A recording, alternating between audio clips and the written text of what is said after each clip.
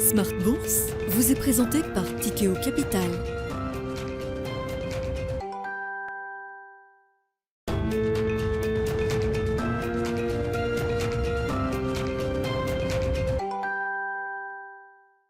Et c'est reparti pour Smart Bourse, votre double dose quotidienne de marché en direct sur Bismart. Chaque jour à la mi-journée, 12h30, 13h. Et en fin d'après-midi, la grande édition pendant une heure à partir de 17h en direct, rediffusée à 20h sur Bismart TV.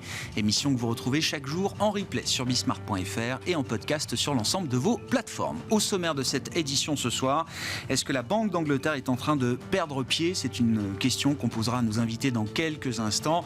Très difficile de savoir ce qui va se passer au-delà du 14 octobre. Qui est la deadline fixée par la Banque d'Angleterre elle-même pour le terme de son programme d'achat d'urgence d'obligations britanniques qui vise à ramener la stabilité sur le marché obligataire britannique. Cet objectif est-il en passe d'être atteint? Ça n'est pas certain du tout, malgré la fermeté affichée du gouverneur de la BOE hier, Andrew Bailey, qui recommande aux fonds de pension de se mettre en ordre de marche dans les 3 jours qui viennent, car oui, le programme s'arrêtera le 14 octobre. Beaucoup imaginent que les dysfonctionnements du marché britannique sont tels que la Banque d'Angleterre n'aura peut-être pas d'autre choix que de continuer à intervenir dans ce marché obligataire britannique au-delà du 14 octobre et peut-être même jusqu'au 31 octobre prochain, qui est la prochaine date fatidique dans la séquence britannique avec la présentation du budget global à laquelle tout le monde se raccroche aujourd'hui, espérant que ce budget global et le cadrage qui en sera fait soit un peu plus crédible que ce qui a été présenté jusqu'à présent. Le sujet sera à la une de Planète Marché dans un instant. Nous évoquerons bien sûr, au-delà de la question de la Banque d'Angleterre, les questions de banque centrale. Peut-on imaginer une forme de coordination des grandes banques centrales dans cette phase de normalisation monétaire? Un rendez-vous important mi-novembre avec le G20, peut-être de ce point de vue-là. Et puis les questions macroéconomiques avec cette relance en Allemagne à près de 200 milliards d'euros, jusqu'à 200 milliards d'euros, qui évidemment ouvre peut-être un nouveau champ des possibles en matière de stratégie budgétaire pour l'Europe en tant que telle. Voilà pour les sujets de discussion à suivre dans un instant. La microéconomie également, qui est en train de prendre la relève d'une certaine manière, avec quelques premiers messages d'entreprises qui sont digérés par les investisseurs. Aucun problème pour la machine LVMH qui a déroulé son plan de croissance comme prévu, avec une croissance organique toujours autour de 20%, 19% pour le 3e trimestre. À l'inverse, on notera un nouveau warning du groupe Philips, avec un cours de bourse de Philips qui a touché un plus bas depuis 10 ans à la suite de cet avertissement. Enfin, côté américain, on notera quand même que PepsiCo est un groupe qui relève ses prévisions de croissance annuelle. La croissance organique atteindra 12% contre 10% prévu initialement chez PepsiCo. Et puis dans le dernier quart d'heure de Smart Bourse, on prendra un peu de recul et un peu de hauteur pour s'interroger sur les qualités, les caractéristiques de l'investisseur contemporain, l'investisseur 3.0 qui doit être à la fois expert et engagé. Une réflexion qui est menée notamment par le directeur général d'Amiral Gestion, Nicolas Komilikis, qui sera en plateau avec nous à partir de 17h45 ce soir.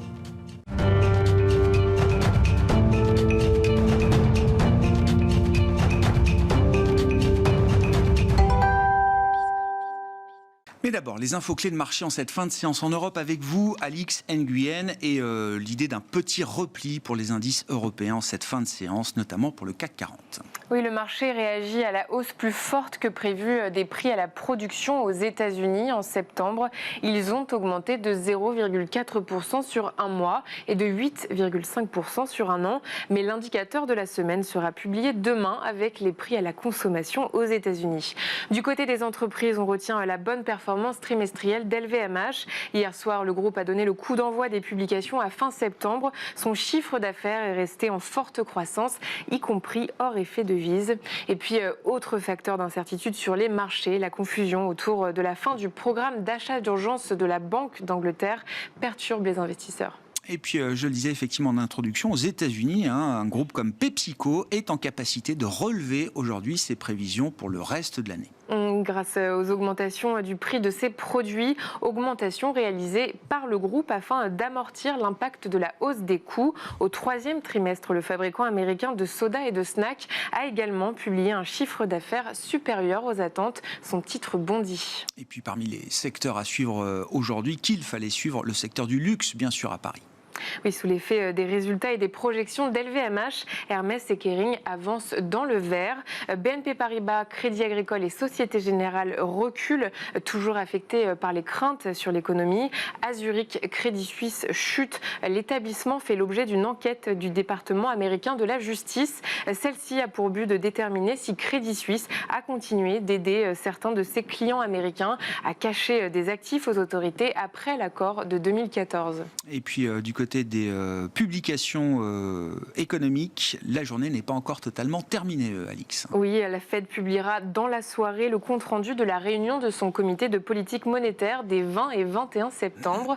Demain, au-delà de la publication des chiffres de l'inflation américaine, les marchés surveilleront les chiffres de l'inflation en Allemagne. Et puis du côté des entreprises, BlackRock ouvrira le bal des publications des résultats trimestriels des grands acteurs de la finance américaine. Tendance, mon ami, 2 fois par jour, les infos clés de marché à 12h30 et 17h en direct dans Smart Bourse sur Bismart avec Alix Nguyen.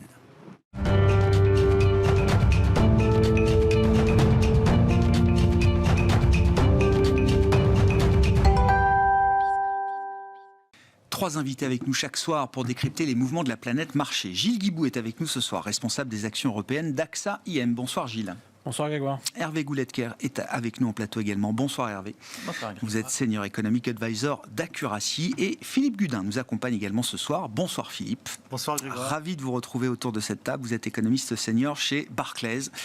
Je commence avec vous sur la situation britannique, Philippe. Est-ce que la Banque d'Angleterre va pouvoir arrêter ses achats d'urgence entamés il y a 2 semaines maintenant, ce vendredi 14 octobre comme prévu? Et si ce n'est pas le cas, que peut-il se passer entre le 14 octobre et le 31 octobre, date de présentation du budget britannique? J'aimerais avoir la réponse, mais je ne l'ai pas. Effectivement, on a tous été un peu surpris par ce qu'a fait la Banque d'Angleterre. Annoncer du quantitative tightening et puis juste après annoncer qu'on reprend les achats d'actifs, non stérilisés pour l'instant d'ailleurs. Ça fait l'effet d'un demi-tour complet sur la politique monétaire. En réaction à des annonces du gouvernement sur la politique budgétaire, ça ressemble beaucoup à ce qu'on appelle dans notre jargon la fiscal dominance. Alors c'est vrai qu'on peut se poser la question de savoir ce qu'aurait pu faire d'autre la Banque d'Angleterre dans la mesure où la décision n'est pas motivée par la politique monétaire, mais la politique financière. C'est le FPC qui a pris la décision, qui est chargé de veiller à la stabilité financière du pays. Or, compte tenu de la réaction des marchés après les annonces du gouvernement, on avait quand même de grosses craintes, notamment pour la solidité des fonds de pension, qui sont fortement affectés par ce mouvement sur le marché obligataire. On l'a vu très vite, ça s'est traduit par des tensions sur les taux des mortgages, dans un marché immobilier qui est déjà extrêmement faible, avec un risque que ça entraîne l'économie encore plus dans une spirale de faiblesse, puisque rappelez-vous, même si au Royaume-Uni les taux de mortgage ne concernent, enfin à taux variable, concernent moins de mortgage que par le passé, on a quand même encore 20% qui sont indexés, et puis parmi les taux fixes, certains redeviennent variables au bout d'un certain temps. Donc on pouvait craindre quand même un effet sur l'économie assez massif dans un marché qui est déjà, un marché immobilier qui est déjà affaibli. On a eu depuis, en plus, c'était hier, aujourd'hui, je crois, les résultats du PIB pour le mois d'août, qui sont très mauvais, qui nous ont conduit, nous, à réviser fortement à la baisse notre prévision pour le 3e trimestre, avec un effet d'acquis négatif. Ça veut dire que maintenant, on voit l'économie britannique reculer l'année prochaine. Donc là, c'est le début de la récession. C'est le début de la récession. Commence maintenant, là, pour le Royaume-Uni. Ça commence maintenant, ça commence plus tôt que ce qu'on avait anticipé. On attendait un début de récession plutôt au 4e trimestre de cette année. C'est vrai que le retournement a été assez violent dans l'industrie manufacturière, comme partout d'ailleurs en Europe. Mais disons qu'on observe également une certaine faiblesse dans d'autres secteurs de l'économie, ce qui était plutôt inattendu. Donc tout ça se produit quand même à un moment pas très favorable. Et c'est vrai qu'on attend avec impatience les détails du budget, voir s'il y aura des choses qui seront modifiées, si on a quelque chose d'un peu plus crédible, si on a des choses sur la stratégie à moyen terme. Parce que ce qui a déclenché cette panique, c'est effectivement l'inquiétude sur la soutenabilité de la dette. On a un peu l'impression que le Royaume-Uni est devenu l'Italie, parce que c'était plutôt sur l'Italie qu'on avait l'habitude de voir ce genre de mouvement. D'ailleurs, on en parlera peut-être tout à l'heure quand on parlera de la BCE, mais avec forcément une réaction de la Banque centrale également. Donc voilà tout ce qu'on peut dire, mais honnêtement, on est un peu dans le flou. Et est-ce que la Banque d'Angleterre devra poursuivre ses achats après la date limite? Moi, j'ai pas la réponse. Non, mais oui. La fermeté d'Andrew Bailey est quand même challengée de ce point de vue-là. Absolument. Hervé, votre lecture de la situation britannique, qui est le storytelling quasi quotidien aujourd'hui dans Smart Bourse, depuis quelques temps. Ma question, pourquoi ils utilisent cet outil qui est fondamentalement un outil de politique monétaire, même s'ils se défendent du fait que ce soit du vrai QI, ça a quand même l'odeur et ça ressemble quand même beaucoup à un programme d'achat d'actifs traditionnels comme on l'a connu pour d'autres banques centrales. En fait, il y avait le feu dans une partie de la maison, l'industrie des fonds de pension, il fallait agir, ils ont utilisé ce qu'ils avaient comme instrument. Ils en avaient un à disposition pour acheter des titres d'État. On prend la massue directement. Ils l'ont fait. Mais je pense que, pour comprendre ce qui se passe et établir les responsabilités, je pense qu'il faut quand même élargir le champ. C'est pas une relation entre la Banque centrale et l'industrie des fonds de pension. Il y a un cadre macroéconomique qui n'est pas bon. La récession est là. Bon, on s'y attendait un peu plus tôt, un peu plus tard. Ça, évidemment, c'est toujours difficile à dire. Il y a une inflation qui est forte. Il y a un déficit budgétaire qui est important. On doit être autour de 6 points de PIB. Il y a un déficit extérieur qui est à peu près du même montant.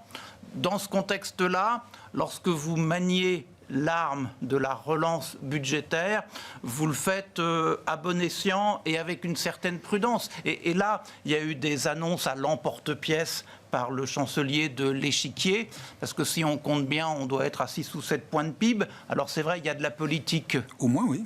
Énergétique, on aide les ménages et les entreprises, il y a de la politique fiscale qui veut avoir un côté Thatcher-Reagan il y a 30 ou 40 ans, à un moment qui est quand même complètement différent. Faire de la dérégulation aujourd'hui au Royaume-Uni est utile. Faire de la baisse d'impôts aujourd'hui au Royaume-Uni chez les gens les plus aisés, est-ce vraiment utile, quoi? On a l'impression qu'il y a du plaquage, d'une nostalgie. Un dogmatisme, on peut le dire. Disons-le comme ça. Et en fait, la responsabilité, elle est dans une mauvaise prise en compte du cadre macroéconomique et ce que cela offre comme degré de liberté au gouvernement d'une économie de taille moyenne qui aujourd'hui a perdu ses repères en quittant l'Union européenne. Et donc il y a cette politique un peu intempestive de ce nouveau gouvernement. Voilà où est la responsabilité. Alors la pauvre Banque centrale, elle a fait ce qu'elle pouvait. Moi je pense qu'aujourd'hui comprendre exactement ce qu'il y a dans les bilans de ces fonds de pension, c'est très compliqué. Je ne suis pas sûr que la Banque centrale y voit clair. Et donc le plus probable, c'est que on gardera le soutien tant qu'on ne se dit pas que tout est réglé, quoi. Moi, je vous écris la suite de l'histoire, parce que les participants de marché, ils viennent et on en parle. Si la BOE continue d'acheter au-delà du 14 octobre, oui, ça y est, elle est en soumission totale au gouvernement britannique. Et ce que fait la BOE, c'est un indicateur avancé de ce que feront les autres banques centrales le jour où il y aura un stress de liquidité systémique ici et là. On repartira en QI, en planche à billets, etc. Ça, c'est un discours que j'entends monter de partout. Et c'est mal ou c'est bien? Je ne sais pas si c'est mal ou c'est bien. J'ai l'impression que c'est pas tout à fait le bon exemple à suivre, la Banque d'Angleterre. Et j'ai plutôt l'impression que les autres banques centrales feront tout pour ne pas suivre ce genre d'exemple. Alors Gilles, et puis réaction. Moi, ça m'inspire 3 choses. D'abord, ce qui est intéressant, c'est de se dire que, pour reprendre sur ce dernier point, c'est que souvent, l'Angleterre était citée en exemple comme étant la banque centrale à suivre. Donc effectivement, si c'est la banque centrale à suivre, ça peut tracer la voie. Elle est partie la première au sein du G7 en décembre 2021. Sur la réaction de la Banque centrale, un des mandats de la Banque centrale, c'est la stabilité des marchés. Donc la question, c'est comment on fait pour éteindre le feu. Pour éteindre le feu, on rachète les actifs parce qu'il fallait offrir de la liquidité. Donc en fait, elle a peu eu le choix. Ce que ça illustre, et c'est ça le point le plus intéressant, c'est qu'en réalité, la montée des dettes à laquelle on a assisté depuis des années a conduit à un abandon total d'indépendance des banques centrales. C'est-à-dire qu'aujourd'hui, les banques centrales doivent répondre au gouvernement. Si le gouvernement décide de faire n'importe quoi, ils n'ont pas d'autre choix. C'est maintenant qu'on va avoir la preuve qu'elles sont pas si dépendantes que ça de ce qui s'est passé depuis 10 ans. Mais la réponse, on l'a déjà eue. C'est-à-dire qu'en réalité, si le gouvernement décide de faire n'importe quoi, la Banque centrale est là en dernier ressort pour dire de toute façon, on va essayer de jeter de l'eau. Donc le cas britannique, c'est un cas qu'on peut retrouver ailleurs. Mais aujourd'hui, les banques centrales, à mon sens, je pense que la question de l'autonomie des banques centrales est une question qui doit se poser. Dernier point, pour l'Europe, c'est que, encore une fois, ce qu'on a avec l'exemple britannique, c'est exactement pour tous les autres pays de la zone Europe, de la zone euro, c'est l'exemple à ne pas suivre, et c'est de se dire, avant de faire n'importe quoi et de vouloir penser simplement à son échelle nationale, il faut bien penser sur une échelle continentale si on veut s'en sortir. Oui, mais nous Et aussi, donc- on va avoir 5-6 points de PIB de déficit l'an prochain dans nos économies européennes. Personne n'imagine que la BCE va se remettre à monétiser ses... En tout cas, c'est pas le plan qui est prévu jusqu'à présent. Hein. Non, mais je pense que c'est la question qui doit se poser, c'est de se dire finalement, quand on regarde les économies de la zone européenne, il faut arrêter de les regarder forcément une à une. Il faut peut-être essayer à un moment de se poser, de se dire à un moment donné, va falloir consolider. On n'y est pas. Non, mais, Non, mais, oui, bien sûr. mais l'Europe ne s'est construite ou n'a fait des pas en avant que dans les crises. Oui, bien sûr. On va en parler, mais... Jean Monnet. Oui, bien sûr. Et est-ce que le niveau de douleur est suffisant aujourd'hui pour imaginer une nouvelle étape de mutualisation? Mais revenons sur l'histoire britannique. Encore une fois, le narratif qui va suivre, c'est regarder la Banque d'Angleterre. Elle remet en marche la planche à billets dès qu'il y a un problème, dès qu'il y a une question de déficit, dès qu'il y a une question effectivement de trajectoire budgétaire pour laquelle il faut être là. Hervé a mentionné quelque chose qui, à mon avis, est très important, c'est le déséquilibre extérieur. C'est-à-dire qu'on a un choc de termes de l'échange massif, de l'ordre de 4 points de PIB. Le Royaume-Uni était déjà dans une situation de déficit courant important. Ce déficit s'aggrave. Et c'est la grosse différence avec la zone euro. La zone euro avait un excédent, elle se retrouve à peu près à l'équilibre. Mais finalement, il n'y a pas de problème de financement de l'économie européenne. Il y a un problème de financement de l'économie britannique. C'est-à-dire qu'on est au bord de la crise de balance des paiements. Et qu'est-ce qu'on fait quand on a une crise de balance des paiements? On fait exactement l'inverse de ce que fait le gouvernement britannique. C'est-à-dire qu'on n'a pas le choix. Il faut resserrer à mort la politique budgétaire. Donc pour l'instant, on va dans le sens inverse. La politique monétaire, elle ne peut pas faire grand-chose dans ces cas-là, à part resserrer aussi. Mais c'est vrai que... Donc il y a quand même une situation britannique qui rend le cas unique en l'espèce. Ils ont voulu par rapport à l'Europe, en tout cas, ils ont voulu continentale. sortir de l'Europe, voilà, ils assument. Ils veulent déréglementer à outrance, ils veulent sortir de toute la réglementation européenne, voilà, c'est leur choix. Il faut en payer les conséquences, il faut payer le prix. Donc on est en train de voir, à mon avis, un effet supplémentaire du Brexit. C'est exactement ce qui se passe aujourd'hui. Avec peut-être cette espèce de fierté qui consiste à dire, regardez, on est sorti de l'Europe, on va pouvoir reprendre notre indépendance. Notre indépendance, en fait, elle est totalement virtuelle. On sent quand même, oui, dans le gouvernement de Liz Truss et Liz Truss peut-être en tête, une forme de, alors, je disais dogmatique, de jusqu'au boutisme. Enfin, l'idée qu'on a raison. Oui. Et que pour l'instant, on n'en démord pas. Aujourd'hui, elle confirme qu'il n'y aura pas de coupe dans les dépenses prévues. Elle le redit aujourd'hui de manière assez directe. Ça se terminera sans doute différemment. Sans doute. Ouais, non, enfin, il n'y a pas que de l'économie dans cette attitude des Britanniques. Hein. Il y a une nostalgie de l'Empire, il y a un regard sur eux-mêmes qui est plus pénétré d'histoire que de géographie. Or, l'économie, c'est plus affaire de géographie que d'histoire. Donc, il y a quand même un contresens à la base de tout ça, mais ça c'est presque de la psychanalyse de la population anglaise, c'est comme ça. Non mais le point c'est que quand il n'y a pas beaucoup de degrés de liberté, ni en politique budgétaire, ni en politique monétaire, on se parle et on fait attention à ce que l'on dit. Et là, ils ne se sont pas parlé, ils n'ont pas fait attention. Ben voilà, ça s'il y a une leçon à retenir pour tous nos pays, c'est qu'il ne faut pas faire comme eux. On sait bien que les marges de manœuvre sont limitées et donc chaque carte, on l'utilise à bon escient. Oui. Et là, ils ont utilisé tout à mauvais escient. Mais ce sont des Britanniques. Hein. Encore un mot, parce que alors, Andrew Bailey, hier dit donc, les fonds de pension, vous avez 3 jours pour get this done. Oui, Qu'est-ce que c'est 10 Non, mais je veux dire, qu'est-ce qu'ils leur demandent de faire concrètement au fonds de pension britannique? Moi, je comprends qu'il y a des positions à liquider. Est-ce que ces phénomènes de liquidation, d'ailleurs, est-ce que ça peut générer des effets de contagion jusqu'à nos marchés à nous en Europe, Gilles? Est-ce que c'est des opportunités pour des investisseurs opportunistes, peut-être, justement, de se mettre en face? On est en train de voir combien la baisse des taux qui a eu un impact positif sur la valeur des actifs. En réalité, la remontée des taux, elle a un impact négatif sur la valeur de ces mêmes actifs. Pour les fonds de pension, ça veut dire qu'à un moment donné, il y a sans doute une situation de déséquilibre qui s'est créée. Très clair. Et donc, il faut pouvoir faire des réajustements dans leur position. Surtout que pour aller chercher des rendements, ils avaient dû sans doute être amenés à faire des opérations qui avaient introduit du levier dans leur position. Donc, à un moment donné, c'est dire, remettez les choses à plat, enlevez ce niveau de risque-là. Est-ce que 3 jours, c'est suffisant? Sans doute pas. C'est pour ça que ce matin, d'ores et déjà, on commence à avoir quelques commentaires qu'en réalité, il avait dit, je vous donne 3 jours, mais en réalité, vous inquiétez pas, ce sera un peu plus. Et c'est ce qui fait que le marché s'est repris ce matin. Oui. Le marché, simplement parce que on voit bien, et j'en reviens à mon point précédent, c'est qu'en réalité, la Banque centrale, un de ses mandats, c'est la stabilité des marchés. Et donc, en réalité, si vendredi, ça n'a pas été fait et qu'il faut aller jusqu'à la semaine prochaine, maintenant, il y a sans doute... Enfin, ça fait 10 jours que le programme a commencé. Ce que je veux dire, c'est qu'il y a même eu des jours la semaine dernière où la BOE n'achetait pas. Parce que, visiblement, il n'y avait pas ce qu'il voulait acheter, en tout cas, qui leur était présenté. Il y a sans doute la nécessité d'essayer c'est toujours entre la carotte et le bâton, c'est dire faites-le, et puis de temps en temps remettre un petit peu d'huile dans les rouages pour permettre de démonter des positions, et puis et ne pas complètement, ne pas en mettre trop pour quand même forcer ces réajustements. Donc c'est un pilotage qui est sans doute assez complexe. J'aimerais pas être à leur place. Heure par heure, c'est pas meeting par meeting, là c'est heure par heure qu'on gère la situation au Royaume-Uni. Sur la question des banques centrales au sens large, l'idée d'une coordination, en tout cas il y a un souhait de plus de coordination, Christine Lagarde l'exprime aujourd'hui notamment.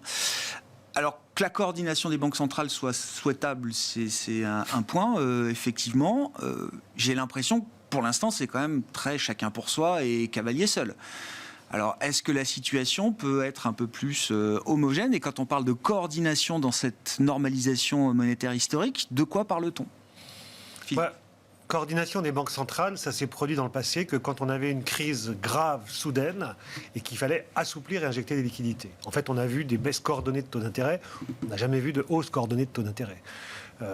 On a vu des injections massives de liquidités là où on avait l'impression que les marchés allaient se gripper au niveau mondial. 2008, par exemple, voilà, c'est l'exemple récent en tête. Mais j'ai pas l'impression que l'idée de se coordonner dans cette période qui est quand même très particulière, où on a à la fois un pic inflationniste, un ralentissement de l'économie, dans des pays où la situation économique est très différente quand même. Il ne faut pas oublier que la situation des États-Unis, c'est pas du tout la même que la situation de la zone euro. Et d'ailleurs, la Banque centrale européenne n'arrête pas de le répéter. Donc je ne vois pas pourquoi on se coordonnerait davantage. Enfin, moi, j'ai quand même des doutes sur cette idée de coordination. Aux États-Unis, on est en fin de cycle, on a une économie qui est en surchauffe, qu'il faut rafraîchir ou refroidir, enfin, je ne sais pas comment on peut dire, où on a eu une politique budgétaire très expansionniste, mais de façon différente de l'Europe. C'est-à-dire qu'aux États-Unis, on a vraiment boosté la demande à fond. On se retrouve avec un revenu des ménages qui était supérieur en sortie de crise Covid à ce qu'il était avant. Et il y avait effectivement un besoin de ralentir. On est en fin de cycle. En Europe, c'est très différent. En Europe, on n'a pas pris du tout les mêmes mesures sur le plan budgétaire pendant la crise Covid. On a pris des mesures d'urgence pour soutenir l'économie, pour éviter une destruction de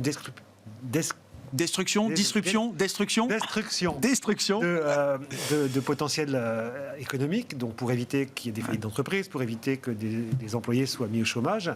Ça a marché, mais on n'a pas boosté la demande à fond. Alors aujourd'hui, on peut se poser la question, parce qu'effectivement, il y a une tentation de la part des gouvernements de soutenir la demande, alors même que la Banque centrale envoie le message opposé, disant nous, ce qu'on veut, c'est dampen demand, donc voilà, affaiblir la demande.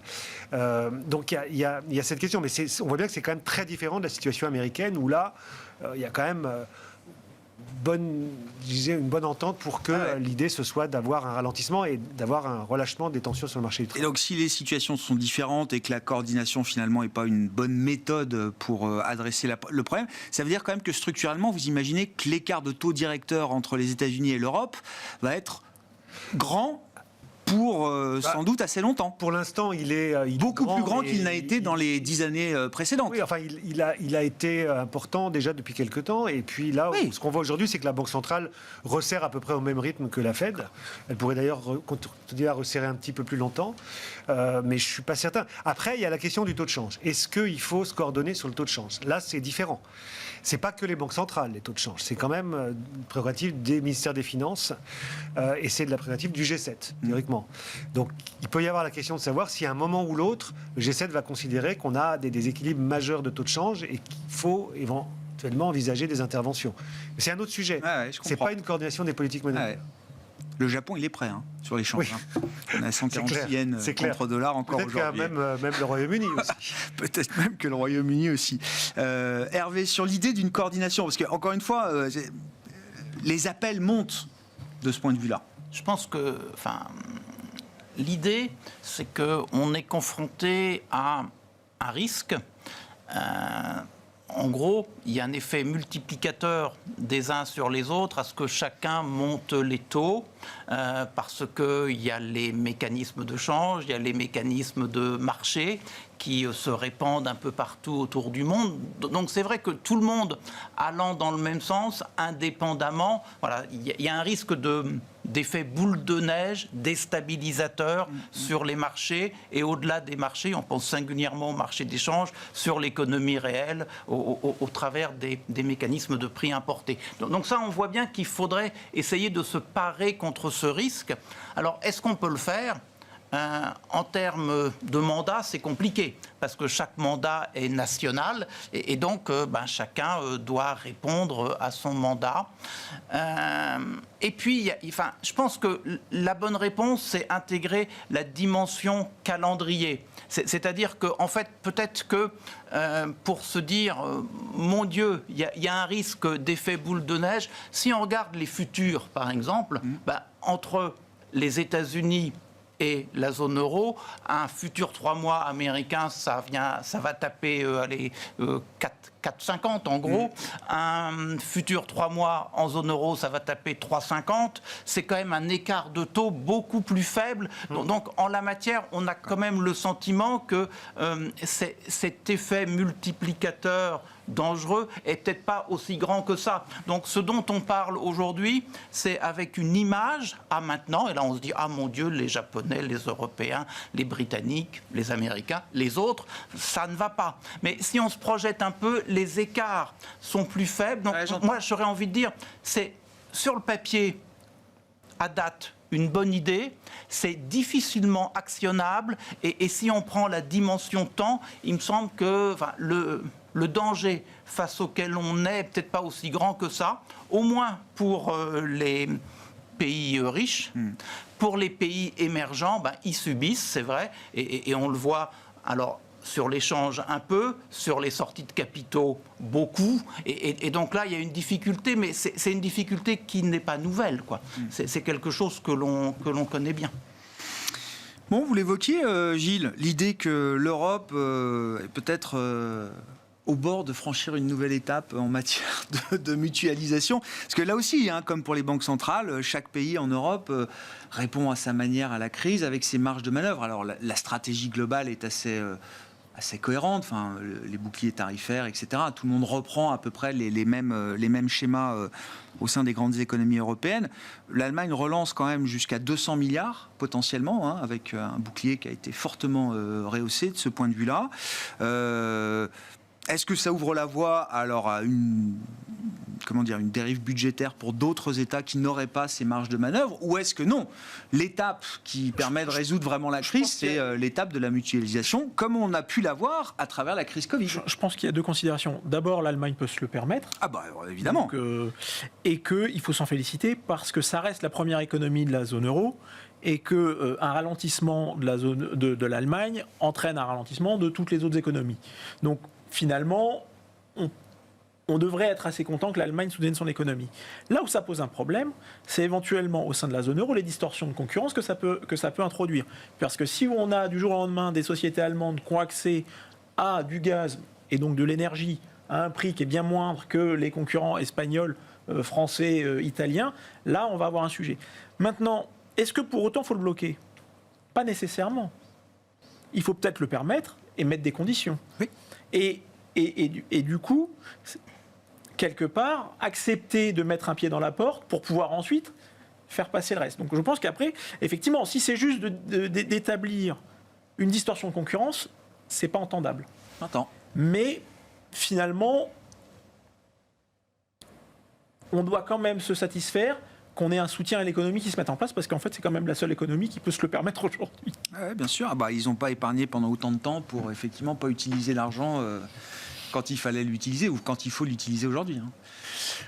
Ça nous amène où la stratégie budgétaire européenne? Là aussi, c'est une conversation qui monte avec... alors, il y a eu les rumeurs, propos rapportés autour de Scholz, d'un infléchissement quand même de la position allemande sur l'idée un nouveau programme de dette mutuelle. Pourquoi ce qu'on a réussi à faire pendant le Covid en 3 mois, enfin, je veux dire, entre mars et mai 2020, l'annonce Angela Merkel, Emmanuel Macron, et puis juillet, l'accord, bien sûr, mais le moment fort européen, c'est Macron-Merkel en mai 2020. Pourquoi est-ce qu'on n'arriverait pas à reproduire ce schéma pour la crise énergétique qu'on affronte aujourd'hui? Le schéma, il peut être transposé parce qu'il y a 2 sujets. Il y a 2 sujets budgétaires importants. Aujourd'hui, il y a le sujet de court terme qui est le paquet d'urgence. Le paquet d'urgence, c'est quoi? C'est de limiter l'impact de la hausse des prix sur l'activité économique et d'éviter des faillites d'entreprises, des chutes de consommation des ménages, etc. Paquet d'urgence, on n'y voit pas encore très très clair, mais il y a quand même sur la table le paquet énergie pour essayer de contenir les prix de l'électricité et du gaz, pour essayer de trouver des recettes pour financer tout ça. Et pour l'instant, c'est du ressort des États membres. Et puis, il y a le paquet à long terme. Le paquet à long terme, c'est comment sortir définitivement du pétrole et du gaz russe en accélérant la transition énergétique. Et là, on a déjà quelque chose, ça s'appelle NGEU, c'est le plan de relance qui avait été fait après le Covid, qui vient d'être renforcé avec Repower EU. Donc, on a tous ces petits noms intéressants. Ouais. Repower EU, c'est quoi? C'est un boost de NGEU, en fait, tout simplement. C'est-à-dire qu'on a une stratégie pour essayer d'utiliser un maximum ce qui reste dans l'enveloppe de NGEU. Rajouter 20 milliards, alors ça semble peu, mais c'est toujours 20 milliards de plus, avec une clé d'ailleurs de répartition un peu différente qui permet de faire accepter aux pays du Nord qui vont peut-être plus souffrir de la crise énergétique. Et puis surtout, ça n'a pas été tellement remarqué, mais de rediriger des fonds européens qui sont utilisés pour la convergence, ou la cohésion, etc., vers cette stratégie de sortie du gaz russe et du pétrole russe. Donc, la stratégie de moyen terme, elle est là. Est-ce que ça suffira? Je ne sais pas. Mais en tout cas, on a plus de chances aujourd'hui de consommer les 1850 milliards du budget européen pluriannuel, c'est-à-dire MFF plus NGEU, qu'avant. Revenons au paquet d'urgence. Le paquet d'urgence, effectivement, c'est pour l'instant du ressort des États membres de le financer. Il faut se mettre d'accord déjà sur les modalités pour éviter justement ces distorsions de concurrence, pour avoir le même prix d'électricité pour toutes les entreprises en Europe. Et là, je crois que ça dépasse le cadre de la zone euro. C'est vraiment l'ensemble de l'Union européenne. Et je dirais, en étant un peu méchant, heureusement qu'on n'a pas les Anglais avec nous, parce que du coup, on ira un peu plus vite. Et donc trouver le moyen de financer ces mesures, y compris dans les États qui n'ont pas les marges de manœuvre budgétaires qu'à l'Allemagne. C'est vrai ce que dit Gilles. Il y a quand même eu une période où on demandait aux Allemands systématiquement de dépenser plus. Donc maintenant qu'ils dépensent plus, on ne va pas leur dire arrêtez. On leur reproche pas ça. Voilà. Non, pas du tout. Simplement, il y a des pays qui ne pourront pas se le permettre. Et pour ces pays-là, il faut peut-être envisager un mécanisme. Alors ça peut être des prêts. Ce sera difficilement des transferts, mais ça peut être des prêts sur le modèle de ce qui avait été fait avec Schur, qui venait. C'était pour l'emploi, ça. C'était pour l'emploi.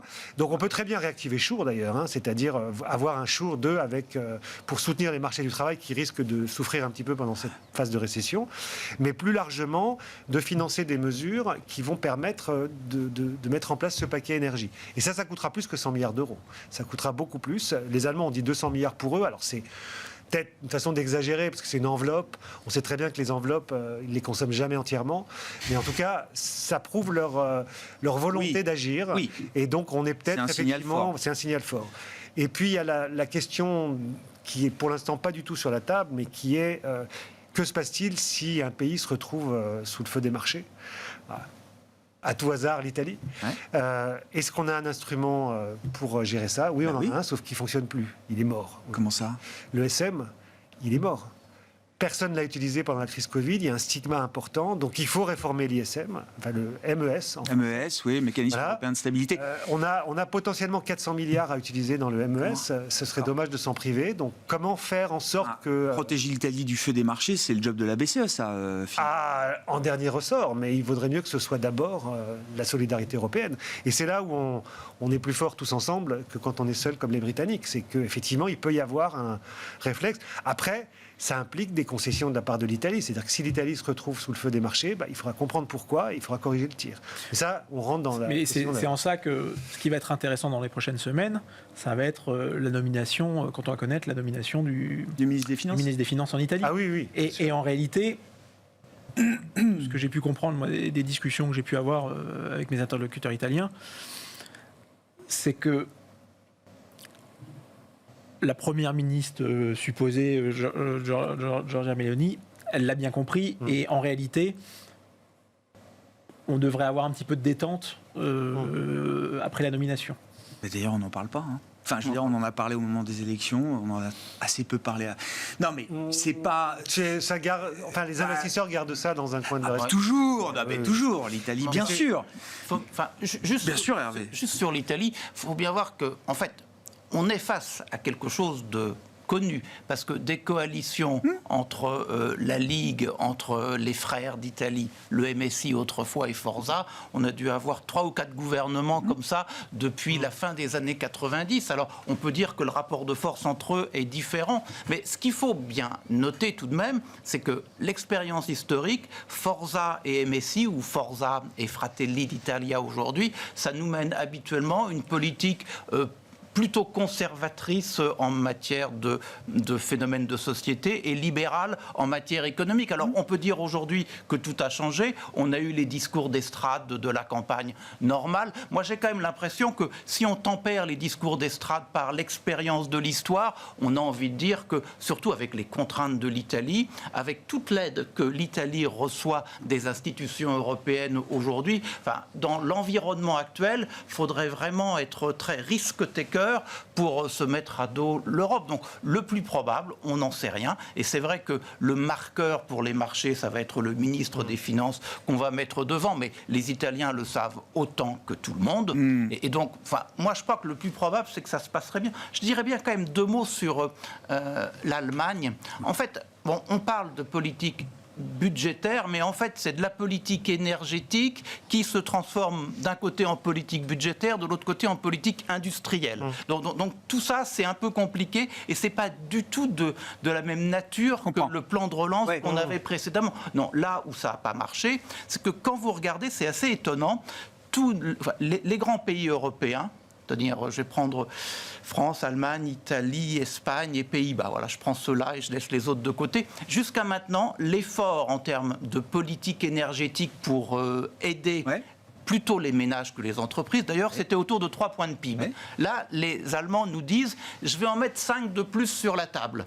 Donc c'est vrai qu'au niveau de la politique industrielle, sachant que le 5, c'est pour les ménages et les entreprises, ça ne passe pas du tout, quoi. C'était un espèce de loup que l'on mettait en face des autres. On devait avoir une réaction de l'Europe. Moi, j'ai quand même envie de dire qu'on a un comportement allemand assez typique. Il y a un problème, ils réagissent en allemand.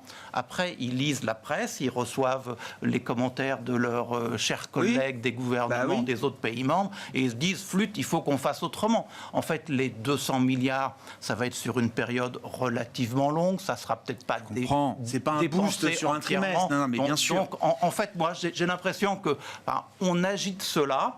Ça a été assez maladroit de la part des Allemands, le présenter comme ça, en disant, voilà, c'est un bouclier allemand parce qu'on a les moyens de se le payer. Je pense que la phrase était d'une maladresse incroyable. Oui, mais bon... La réalité, c'est que ça ne se passera pas comme ça. Et si, avec cette petite piqûre, on arrive à mutualiser une politique industrielle sur le prix de l'énergie pour nos entreprises, ça sera pas mal. Parce que jusqu'à maintenant, on a pensé accès à l'énergie et protéger les ménages. Tout le côté business et compétitivité coût de l'Europe par rapport au reste du monde, plus compétitivité coût entre pays européens, on l'avait mis de côté. Au moins grâce à cela, c'est sur la table, il faut qu'on fasse des choses à ce niveau-là, et ça c'est plutôt pas mal. Les Allemands ont réagi aussi parce que ce sont les plus en risque dans la situation actuelle. Leur modèle de croissance s'est complètement effondré. Explosé en vol. Le modèle de croissance, pour simplifier au maximum, c'était basé sur une énergie pas chère qui vient de Russie et exportée vers la Chine. Voilà. La Russie c'est fini et la Chine elle ralentit. Donc forcément il faut repenser le modèle et donc il faut complètement modifier la structure de l'industrie. Juste un mot sur l'Italie, Hervé. Oui, c'est vrai qu'on a déjà vu ce genre d'expérience. Ça s'est quand même assez mal terminé à chaque fois. En tout cas, la dernière fois, ça s'est très mal terminé pour Berlusconi. Et derrière, on a eu quand même la période un peu difficile de resserrement budgétaire, etc. Parce que, certes, ils sont libéraux sur le plan économique, mais ils sont aussi très dépensiers. Ils baissent les impôts, mais c'est pas financé. Donc, je crois que Giorgia Meloni a compris que cette fois-ci, il fallait pas refaire cette erreur. Puis peut-être confère l'expérience britannique. Peut-être que ça résonne aussi aux oreilles du futur nouveau gouvernement italien. Elle est plutôt bien entourée. Je suis d'accord d'accord Ouais. que le ministre des Finances, j'ai même entendu dire qu'elle avait un temps envisagé garder Oui, Blanco, bien sûr, oui. qui n'est pas forcément d'accord, mais bon, elle est allée essayer de draguer Fabio Panetta à la BCE. Oui, c'est ça. C'est-à-dire qu'ils cherchent vraiment des ils cherchent gars vraiment quelqu'un de solides sérieux. et reconnus Parce que par les si ça marchés se et les termine investisseurs. avec Tremonti, là, ce serait une catastrophe, effectivement. Ouais. Mais je pense qu'elle a pris ça en considération. Moi, la crainte que j'ai, c'est pas tellement Giorgia Meloni, c'est la Ligue. La Ligue qui se retrouve laminée dans ces élections, qui voit sa concurrente arriver comme Premier ministre et qui va vouloir entrer dans une surenchère sur les baisses d'impôts, sur l'application du programme, etc. Donc c'est pas pour tout de suite, mais dans le courant de l'année 2023, on pourrait voir des tensions dans la coalition. Philippe, vous avez raison, mais ça, on n'est plus dans l'économique, on est dans le politique. Oui, c'est oui, l'instabilité absolument. politique Ah oui, absolument. italienne Oui. et la coalition qu'on a là, on peut s'interroger sur sa durée. Voilà. Ça, c'est tout à fait vrai, mais bon. Un mot des entreprises, parce qu'il nous reste 4 minutes. Non, mais on peut tout faire sur l'Italie, mais quand même, c'est le début des publications d'entreprises. Gilles, je voulais qu'on en dise un mot. Bon, LVMH, aucun problème. Est-ce que c'est un bon baromètre global, d'ailleurs? Est-ce qu'il faut se fier aux résultats d'LVMH pour extrapoler un peu sur la saison ou sur certains secteurs spécifiques de consommation? Alors, est-ce qu'il faut se fier aux résultats des LVMH? Oui. Non, mais comme Non, pour faire une lecture un peu globale. Comme baromètre, je suis pas sûr, puisque on a eu les résultats de LVMH qui étaient bien meilleurs hier soir, mais dans la foulée, on a eu les résultats de Philips, de Vicat et de Klöckner avec 3 profit warnings. Donc, on a 3 pour 1. Ouais. Donc, est-ce que c'est un bon baromètre? C'est pas sûr. Non, ce qui est vrai, c'est que c'est une entreprise incroyable qui est sur un secteur bien particulier, qui a su ménager sa croissance bien mieux que tous les autres acteurs du secteur. Hein. On peut le voir en regardant le concurrent direct. Gucci a eu des accidents de croissance parce que c'est une entreprise qui a compris qu'il ne s'agissait pas d'aller faire de la course au volume nécessairement, mais qu'il y avait tout un côté aspirationnel pour être en mesure, en réalité, de pouvoir faire monter, d'accroître la valeur en même temps qu'on accroissait la qualité. Et donc, on s'aperçoit que c'est un algorithme de croissance qui est assez fort. Et sur les 20% de croissance qui sont annoncés, il y a 5% uniquement qui viennent des prix. Donc, effet change. Et le reste va être un mix entre un effet mix, justement, où on va avoir des produits qui sont plus riches, plus appréciés, et un petit peu de volume. Parce que pour l'instant, il n'y a pas de récession. Qu'est-ce qu'ils disent de la consommation de leurs produits, des produits de luxe, en phase de récession, puisque c'est quand même un scénario auquel il faut se préparer? Je pense que pour les sociétés de ce type-là, il y a la reconnaissance qu'ils ne vont pas être complètement immunes. Et donc après, on en revient sur, finalement, c'est une question d'horizon d'investissement et qu'est-ce qu'on veut faire. À court terme, oui, s'il y a une récession, ils vont en ressentir un peu les effets, mais d'abord, ils ont montré qu'ils avaient une capacité d'adaptation. Hein. Ils nous rappelaient ce matin que lors du Covid, ils ont été capables de baisser les coûts opérationnels de 14% du jour au lendemain. Eux-mêmes ont été surpris par ce qu'ils ont réussi, ils ont été capables de faire. Donc, ils ont des capacités de réaction. Et donc, la question, c'est, à court terme, ils pourraient s'en ressentir. Ils pourraient ressentir les effets de la récession. Est-ce qu'à moyen terme, ça change leur positionnement? Pas vraiment, parce qu'en réalité, à chaque crise, ils sortent plus forts, parce qu'ils ont plus de moyens, pour pouvoir soutenir leur marque. Donc ça reste... Même si ce n'est pas une stratégie de volume, on peut quand même constater que de plus en plus, leur marché est très large. Il n'y a pas que les riches et les ultra-riches qui achètent du LVMH. La question qui se pose, c'est une question, effectivement, qui est liée à l'évolution du modèle. On a eu une société, au sens général, qui s'est polarisée avec de plus en plus de riches, et en fait, c'est leur bassin de clientèle qui s'est élargi. Il y a de plus en plus de personnes qui sont... Et ça, c'est le reflet des discussions qu'on peut avoir ici. Donc, est-ce qu'aujourd'hui, et donc qui font écho aux politiques qui peuvent être menées, c'est est-ce qu'on va continuer, quand on a un problème comme en Angleterre, à vouloir dire finalement on va faire des baisses d'impôts sur les plus riches, ou est-ce qu'on va pas se dire on va faire des plans plus coordonnés et plus ciblés, ou dire finalement il va falloir aider les populations les moins favorisées parce que ces gens-là vont travailler mais en fait effectivement ils finissent pas à la fin du mois, et que ces populations les plus aisées qui ont été les grands gagnants de la crise parce qu'ils ont eu la montée des actifs financiers, finalement c'est sur ceux-là qu'on va demander un effort plus important. Et si on avait ce phénomène-là qu'on pourrait avoir leur base de clientèle, bien sûr. attaquée. Ben oui. Et finalement, mais en réalité, depuis 50 ans, c'est pas ce qu'on voit. Non. Leur base de clientèle ne fait que croître. Je veux dire, et on le voit sur LVMH, mais on le voit sur les voitures de luxe, on le voit sur les yachts. Est-ce qu'on une minute pour dire un mot de la Chine, Hervé? Je sais que vous vouliez dire un mot. Le congrès s'ouvre ce week-end, évidemment. Donc, Alors, la réflexion en une minute autour de ce congrès. je ne crois pas qu'il faille attendre beaucoup de choses. Renforcement du président Xi, oui. Dans quelle mesure, on verra bien. Est-ce que suite à cela, on a un changement de la politique économique chinoise? Vraisemblablement pas. Et deux questions de fond. Est-ce qu'une politique économique marxiste, ça crée beaucoup de croissance? Et est-ce qu'on va adresser les problèmes structurels de l'économie chinoise? Pas assez de consommation, trop d'investissements, des investissements mal foutus et trop de dettes. On verra bien. Est-ce que la Chine peut encore avoir l'ambition de devenir la première économie mondiale? C'était un objectif presque officiel. Alors, si on raisonne purement en statistiques, elle le pourra. Par contre, l'objectif de 5% ou 5,5% de croissance dopé par de la dette, ça je crois que c'est illusoire. Merci beaucoup, messieurs. Merci d'avoir été les invités de Planète Marché ce soir. Hervé Gouletker, Senior Economic Advisor d'Accuracy, Gilles Guibaud, responsable des actions européennes d'AXA IM, et Philippe Gudin, économiste senior chez Barclays, étaient nos invités en plateau.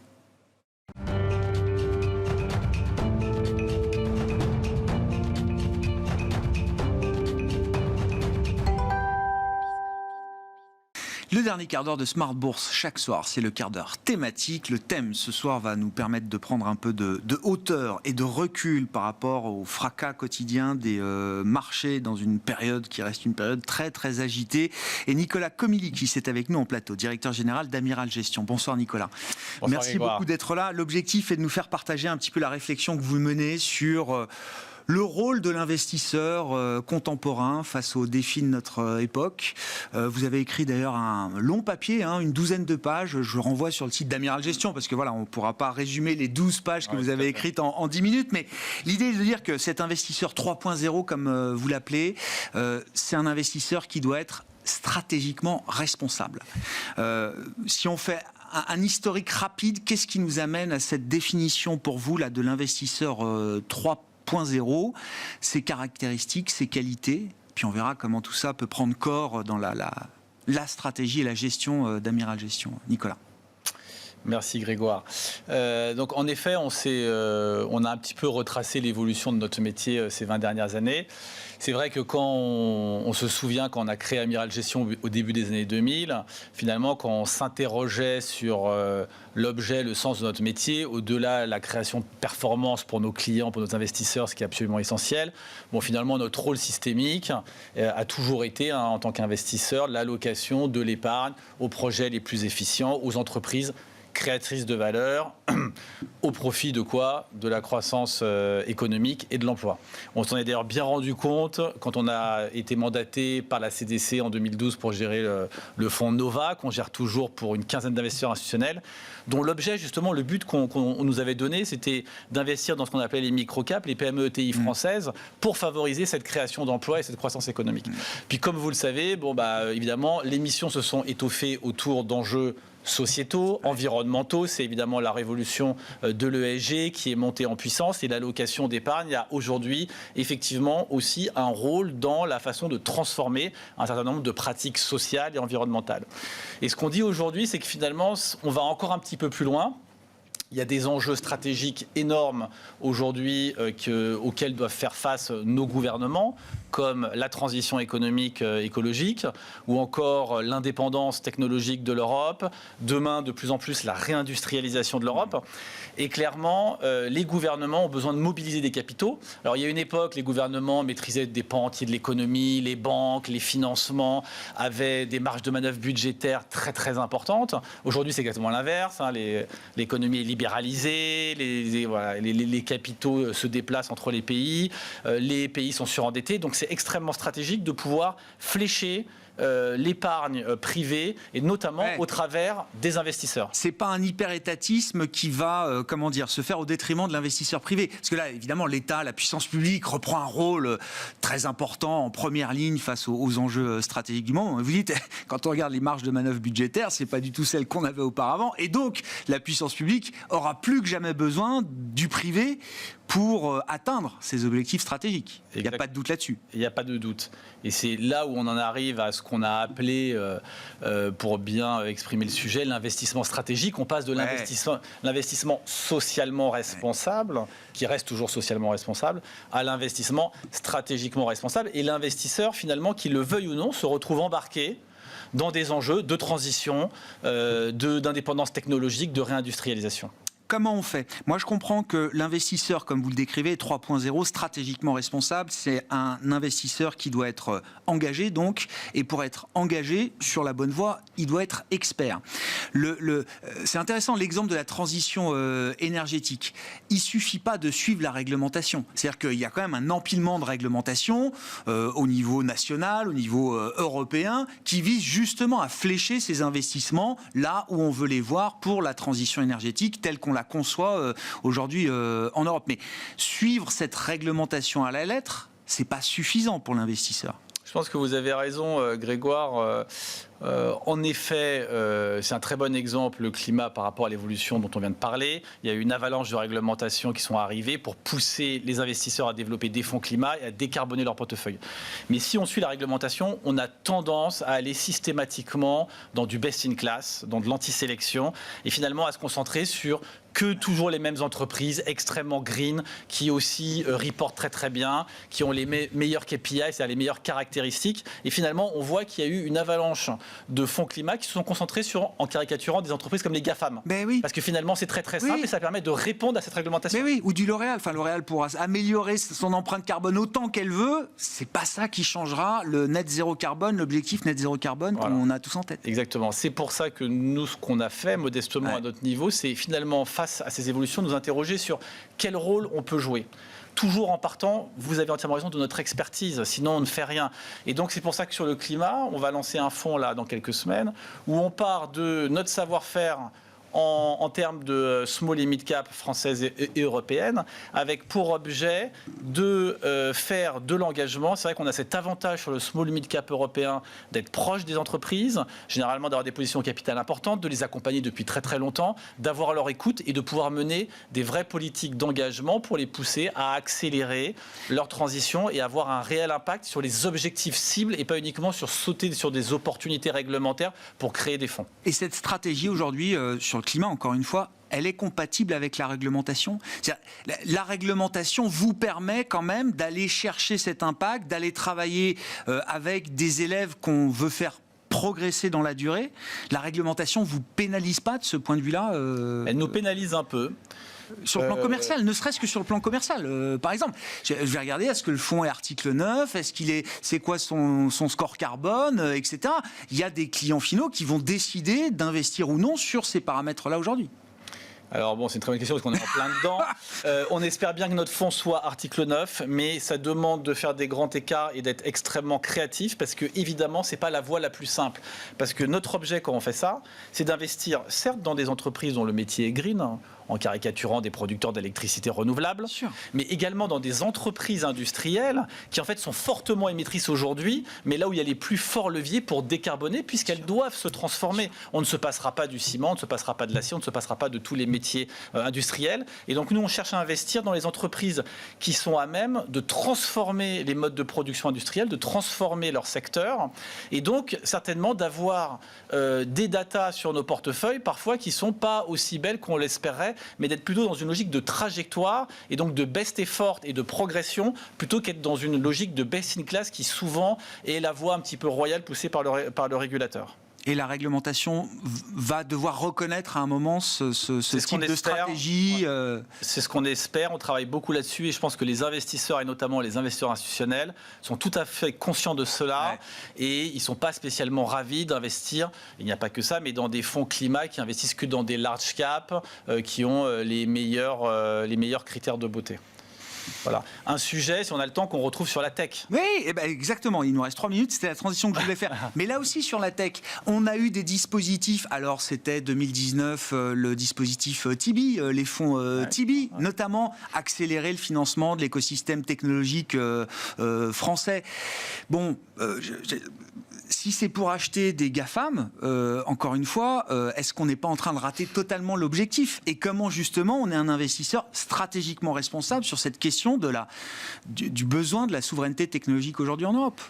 Voilà, alors nous, notre approche, l'initiative Tibi est très très bonne en soi. C'est vrai, comme vous dites, il y a beaucoup de fonds qui sont développés autour du large cap et donc forcément de la tech américaine. Donc nous, en tout cas, là où on est positionné en tant que spécialiste du small mid cap, notre ambition, c'est d'essayer de vraiment nous concentrer sur le small mid cap européen de façon, et c'est ce qu'on a fait en lançant Sextant Tech en juin de cette année, de façon à favoriser l'émergence de la French Tech et de l'European Tech en allant financer et accompagner à long terme les entreprises innovantes de terrain qui ont besoin de financement, qui sont un peu sous les radars et qui se développent en Europe et en France. Souvent en étant des investisseurs de référence, en faisant également du primaire, en les accompagnant dans les IPO, les augmentations de capital.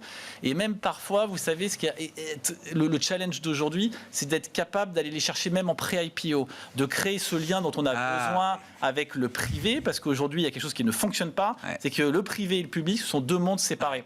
Et c'est pour ça aussi qu'on a beaucoup d'échecs en IPO. Et même parfois en conflit. Moi, j'entends beaucoup de boursiers qui disent pique-pan sur le monde du private equity parce qu'ils ont l'impression de servir d'exit, de sortie à bon prix et que derrière, pour l'histoire boursière, il ne reste pas grand-chose.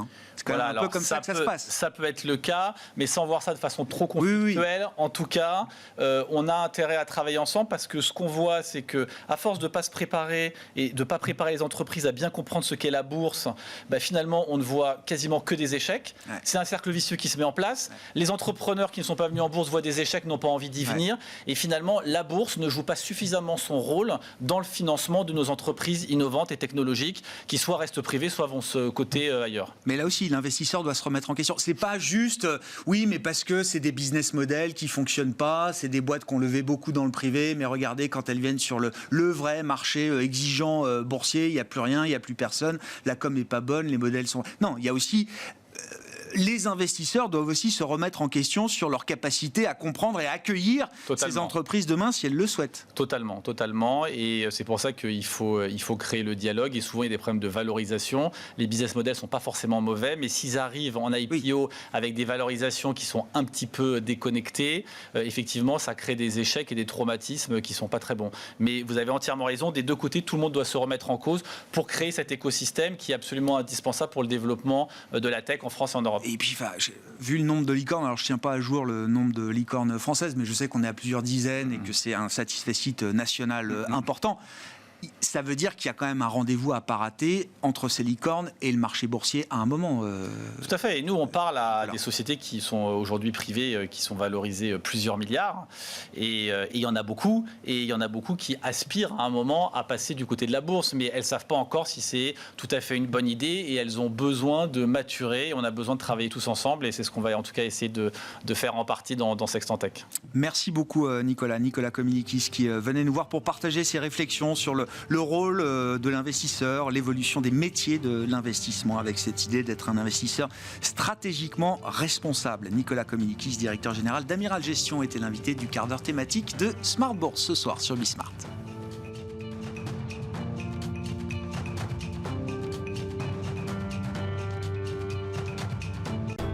Smart Bourse vous a été présenté par Tikeo Capital.